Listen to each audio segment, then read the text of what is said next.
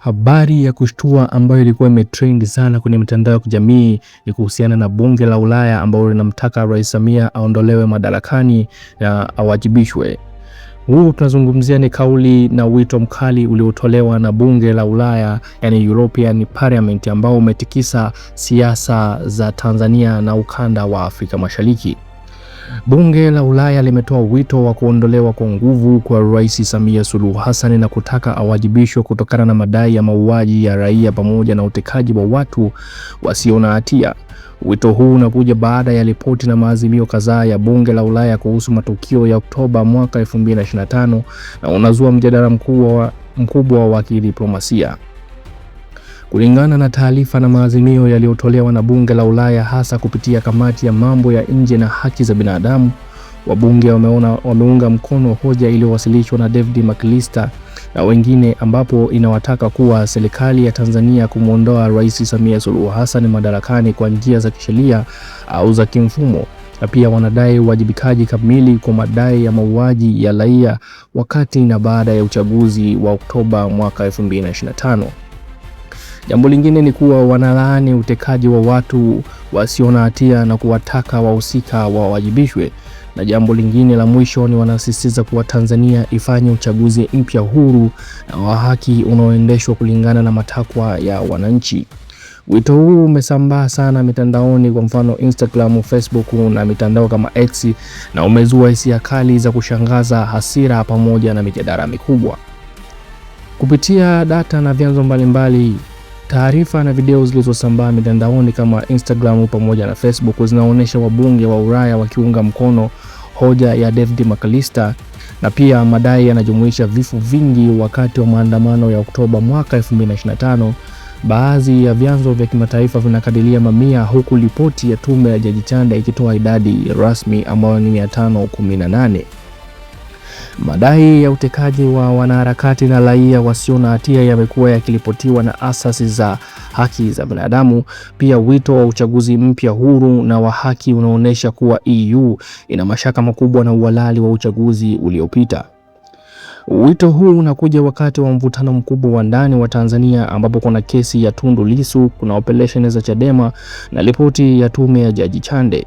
EU inaona kuwa serikali ya Samia inashindwa kujishughulikia masuala ya haki na uwajibikaji, hivyo inahitaji hatua kali. Hii inaweza kuwa na athari gani kimataifa? Hii inaweza kuathiri misaada ya EU na uhusiano wa kibiashara.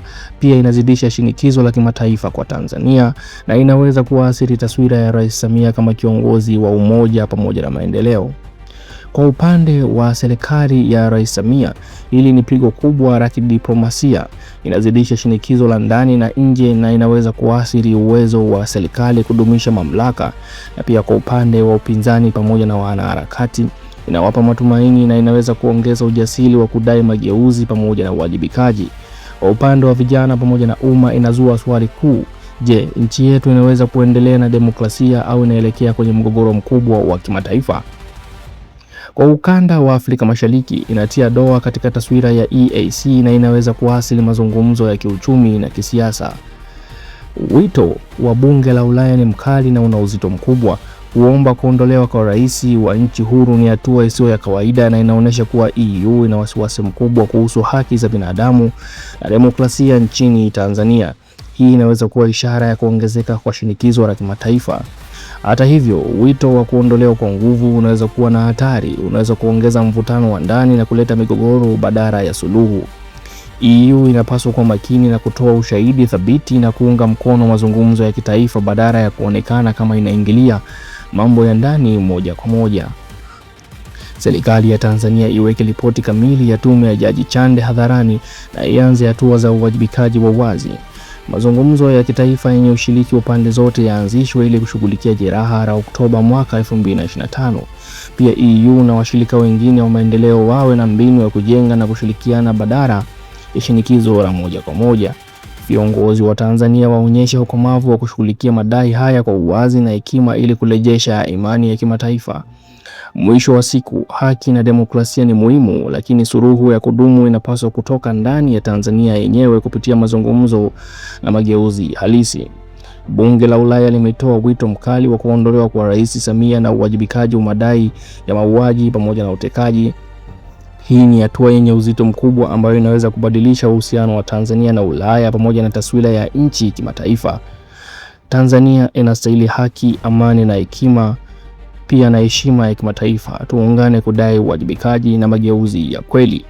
Je, wewe ndugu mpenzi mtazamaji na mfuatiliaji, unaonaje ili azimio na tamko hili la Umoja wa Mataifa la Bunge la Ulaya EU kuwa wanataka Rais Samia atolewe madarakani, na pia kama uchaguzi ikiwezekana urudiwe, kwa sababu wanaona kama uchaguzi haukuwa haki, na pia kiongozi anayeongoza sasa hivi hawamtaki pia akae madarakani kwa sababu ya tuhuma za mauaji ya watu, ambapo pia watu wanazidi kupotea na kutoweka kusikojulikana.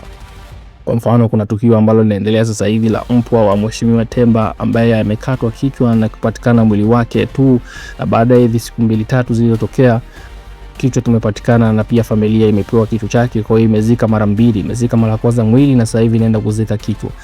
Je, una maoni gani kuhusiana na haya yanayoendelea nchini? Nini? Je, unakubaliana na bunge la Ulaya au unaona wanaingilia mambo ya nchi ambayo ina uhuru wake?